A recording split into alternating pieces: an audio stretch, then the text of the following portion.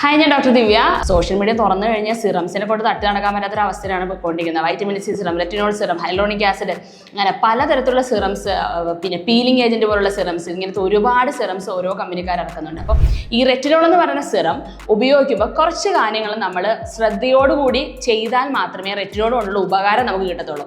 അല്ലെങ്കിൽ ഇതിന് opposite result ആയിരിക്കും കിട്ടുക. അപ്പോൾ റെറ്റിനോൾസ് ഉപയോഗിക്കുന്നവർ ഞാൻ ഈ പറയുന്ന കാര്യങ്ങൾ നിങ്ങൾ ചെയ്യുന്നുണ്ടോ, അല്ലെങ്കിൽ നിങ്ങൾ ഇതൊക്കെ നിർബന്ധമായി നോക്കുന്നുണ്ടോ ഒന്ന് ചെക്ക് ചെയ്തോളൂ. റെറ്റിനോൾസ് അതിനകത്ത് ഒന്നാമത്തെ പ്രധാനമായിട്ട് കാരണം എന്ന് പറഞ്ഞാൽ റെറ്റിനോൾ ഉപയോഗിക്കുമ്പോൾ നൈറ്റിൽ മാത്രം ഉപയോഗിക്കുക, രാത്രിയിൽ മാത്രം ഉപയോഗിക്കുക.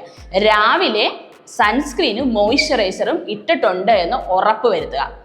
പിന്നെ അതുപോലെ നമ്മളിപ്പം ലാക്ടേറ്റിംഗ് മദറാണ്, പാല് കൊടുക്കുന്ന അമ്മമാര്, അതുപോലെ തന്നെ ഗർഭിണികളായിട്ടിരിക്കുന്ന സ്ത്രീകളും റെറ്റിനോൾസ് ഉപയോഗിക്കാൻ പാടില്ല.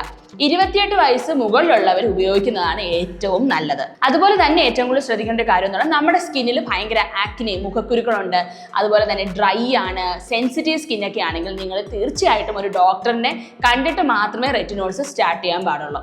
അതുപോലെ തന്നെ നമ്മൾ സ്റ്റാർട്ട് ചെയ്യുന്ന സമയത്ത് നമ്മൾ എല്ലാ ദിവസവും ചാടിക്കയറി റെറ്റിനോൾ സ്റ്റാർട്ട് ചെയ്യാൻ വേണ്ടി നിൽക്കുന്നത് സ്കിന്നിന് പെട്ടെന്ന് സെൻസിറ്റീവ് ആവും. അപ്പം നിങ്ങളുടെ ആഴ്ചയിൽ 1 or 2 തവണയൊക്കെ ഒന്ന് ഇട്ടിട്ട് സ്കിന്നിനെ ഒന്ന് അതുമായിട്ടൊന്ന് മയപ്പെടുത്തുമെന്ന് പറയില്ലേ, അതൊന്ന് റുട്ടീൻ ആക്കിയതിന് ശേഷം മാത്രമേ ഡെയിലി അപ്ലൈ ചെയ്യാൻ പാടുള്ളൂ.